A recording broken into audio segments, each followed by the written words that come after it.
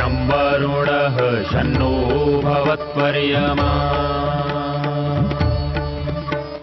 शन्न इन्द्रो बृहस्पतिः शन्नो विष्णुरुक्रमः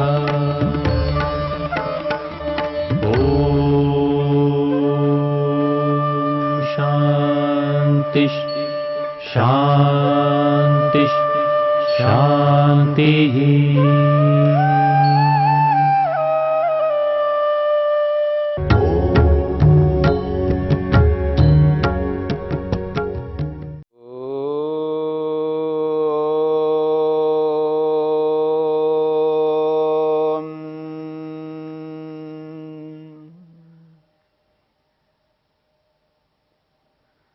ते आह्लाद परिताप फलाः पुण्या पुण्य हेतुत्वात्। साधन पाद के इस 14वें सूत्र को लेकर के हम विचार कर रहे हैं। महर्षि वेदव्यास ने इस सूत्र की व्याख्या करते हुए एक विशेष बात कही है। वो कहते हैं यथाच इदं दुःखं प्रतिकूलात्मकं एवं विषय सुख काले अपि दुःखम अस्ति एव प्रतिकूलात्मकम योगिनः। महर्षि वेदव्यास कहते हैं जैसे ये जो संसार में हमें जो दुख प्राप्त होता है, दुख जो है वो प्रतिकूलात्मक होता है, अनुकूल कभी नहीं होता है। एवं इसी प्रकार से योगिनः योगी को, महर्षि पतंजलि कहते हैं योगिनः योगी को विषय सुख काले अपि, जो विषय सुख चल रहा है, रूप रस गंध स्पर्श शब्द से संबंधित जो भी सुख प्राप्त हो रहा है, उस सुख की प्राप्ति के काल में, उस समय में, यानी सुख के काल में दुखम अस्ति एव, वहां दुख भी है।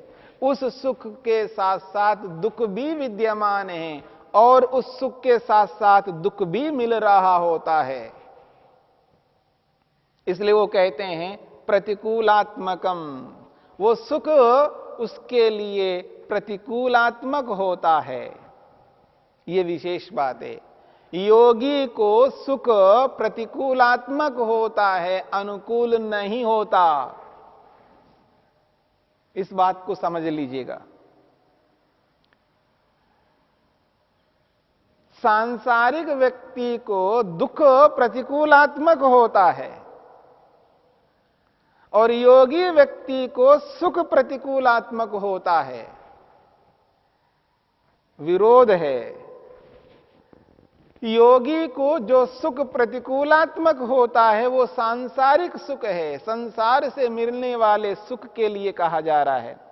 रूप रस गंध स्पर्श शब्द से जो सुख प्राप्त होता है, सांसारिक जो कोई भी सुख है, वह सुख प्रतिकूलात्मकम, वो प्रतिकूल स्वरूप होता है, अनुकूल नहीं होता है। किसे? योगी को।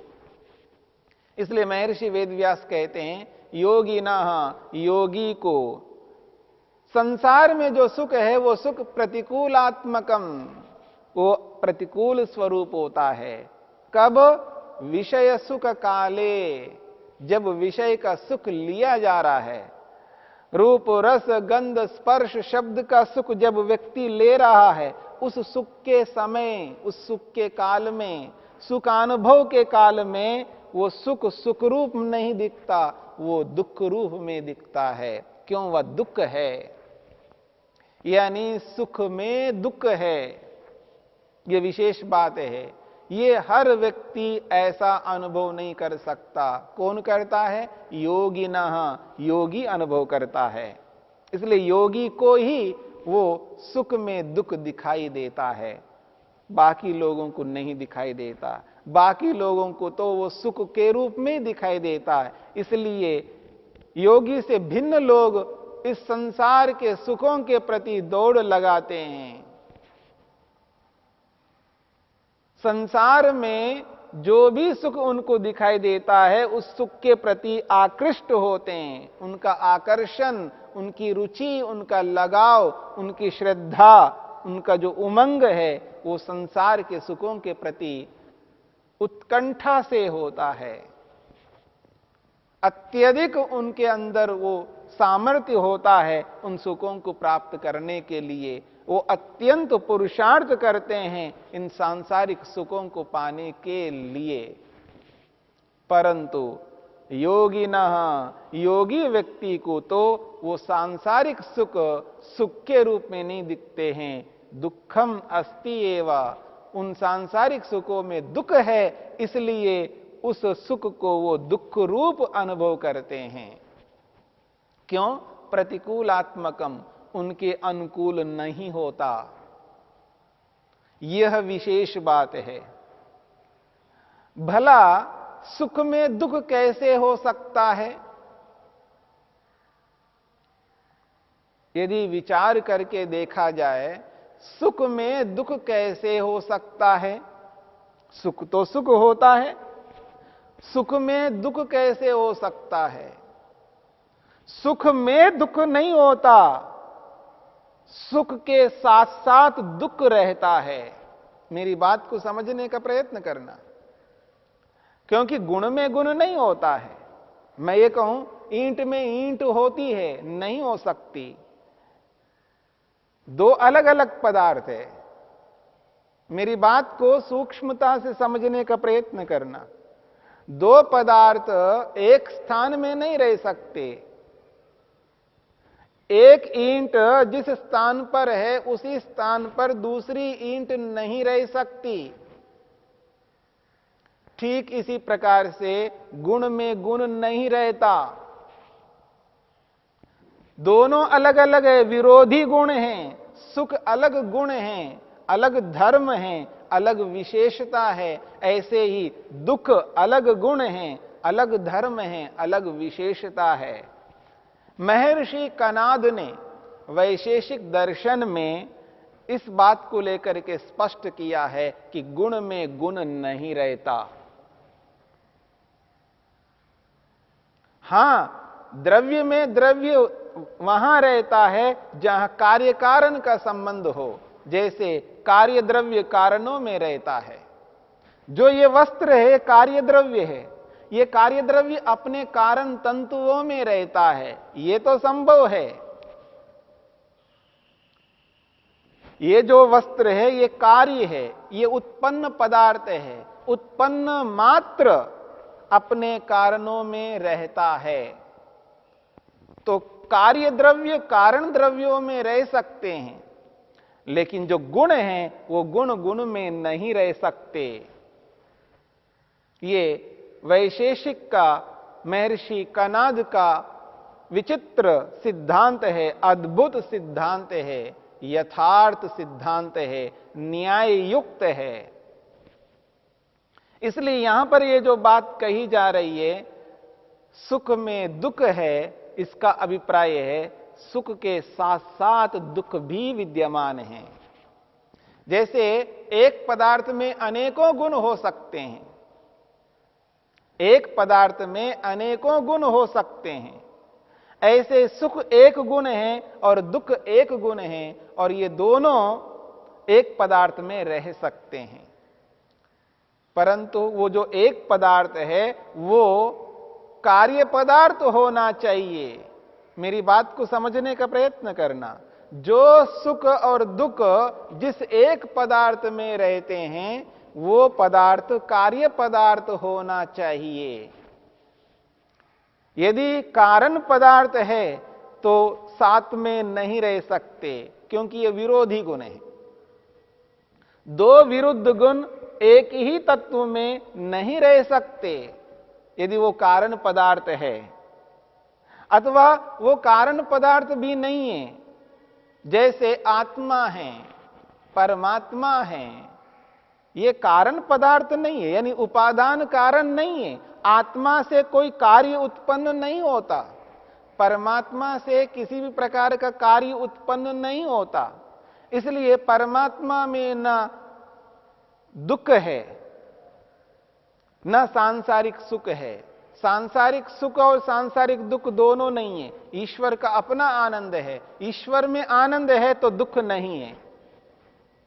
ऐसे ही जीवात्मा में जब सुख है तो दुख नहीं होगा, जब दुख है तो सुख नहीं होगा। दो गुण, विरुद्ध गुण एक समय में, एक काल में एक साथ कभी नहीं रह सकते। इस बात को समझने का प्रयत्न करना। तो यहां पर ये जो बात कही जा रही है, विषय सुख काले अपि, विषय सुख काले अपि दुखम अस्ति एव प्रतिकूलात्मकम योगिनः। योगी को सांसारिक सुख प्रतिकूलात्मक होता है, अनुकूल नहीं होता। क्यों? दुखम अस्ति एव, उस सुख के साथ साथ दुख भी रहता है। कार्य पदार्थ में जो कारण होते हैं वो कारण एक ही प्रकार के नहीं होते हैं, इस बात को समझना है। सत्व गुण सत्व नामक पदार्थ, रजोगुण रज नामक पदार्थ, तमोगुण तम नामक पदार्थ, सत्व रज तम, ये तीनों तत्वों को मिलाकर के परमात्मा ने विभिन्न प्रकार के पदार्थ उत्पन्न किए हैं। प्रत्येक पदार्थ में तीन पदार्थ विद्यमान हैं कारण रूप में, उपादान कारण के रूप में, सत्व रज और तम। इसलिए रजोगुण का जो धर्म है, गुण है, वो दुख है, और सत्वगुण का जो धर्म है, गुण है, वो सुख है। और ये तीनों पदार्थ मिलकर के बने हुए हैं। तो समस्त कार्य पदार्थों में सुख भी है, दुख भी है। कोई ऐसा सांसारिक पदार्थ नहीं है जिस पदार्थ में केवल सुख हो और केवल दुख हो।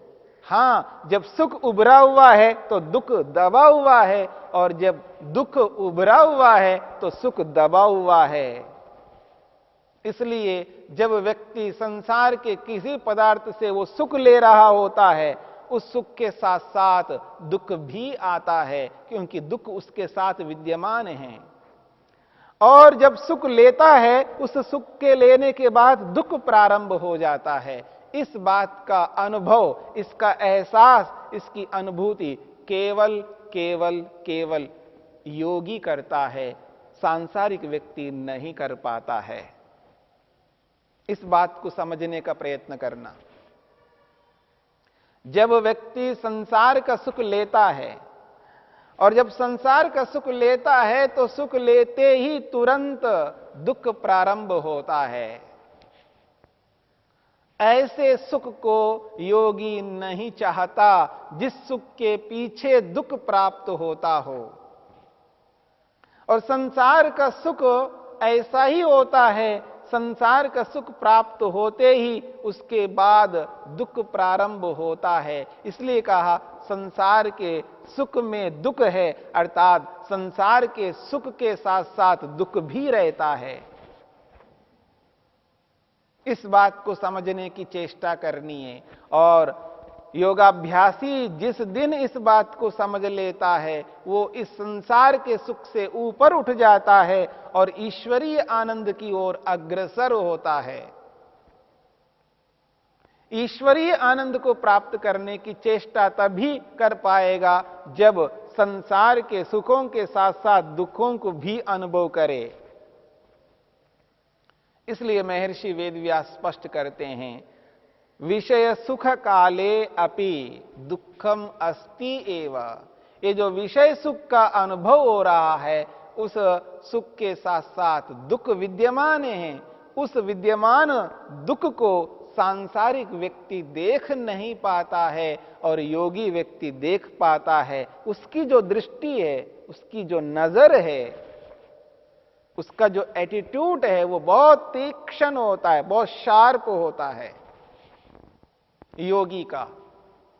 इसलिए वो बड़ी सूक्ष्मता से मैक्रो होकर के उस सुख के साथ साथ रहने वाले उस दुख को भी पकड़ लेता है, अनुभव कर लेता है, और अनुभव करके वो ये निष्कर्ष निकालता है, ये निर्णय निकालता है ऐसा सुख मुझे नहीं चाहिए जिस सुख के साथ में दुख हो।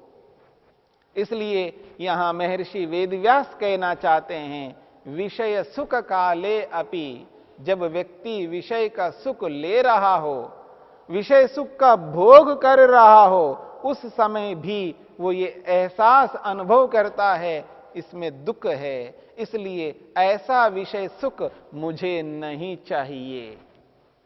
इसलिए उस सुख से वो हट जाता है, दूर हो जाता है और ईश्वरीय सुख को पाने के लिए उद्यम करता है, मेहनत करता है।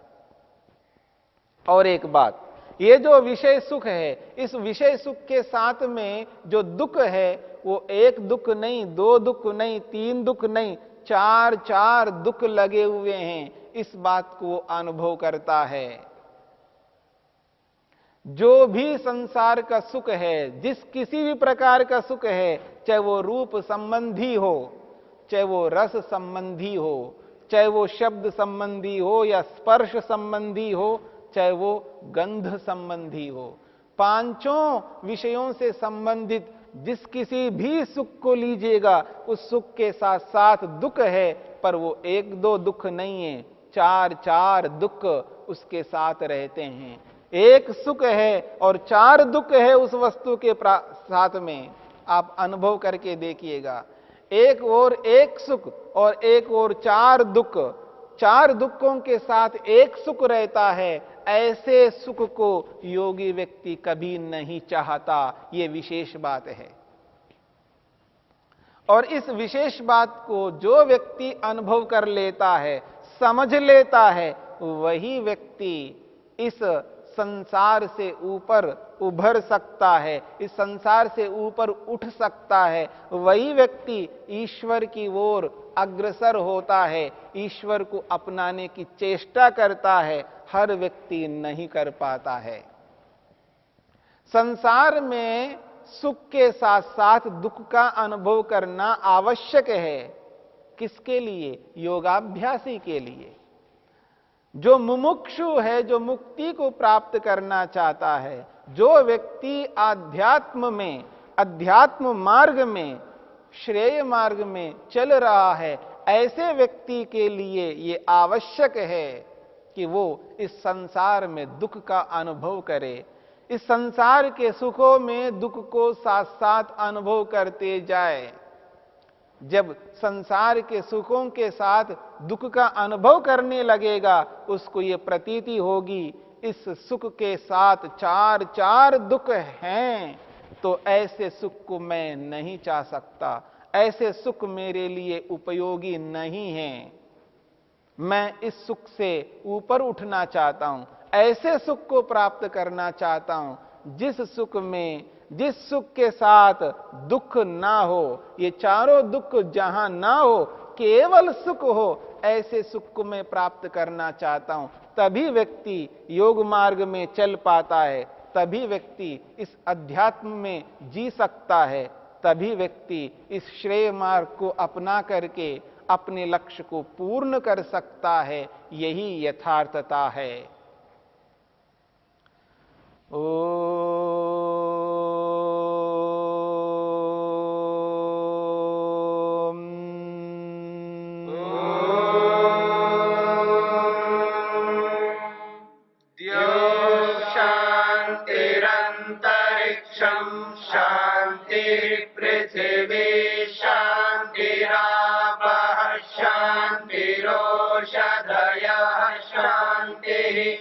वनस्पतयः शान्तिर्विश्वे देवा शान्तिर्ब्रह्म शान्ति सर्वं शान्ति शान्तिरेव शान्ति क्षमा शान्तिरेधि। ॐ शान्ति शान्ति शान्ति।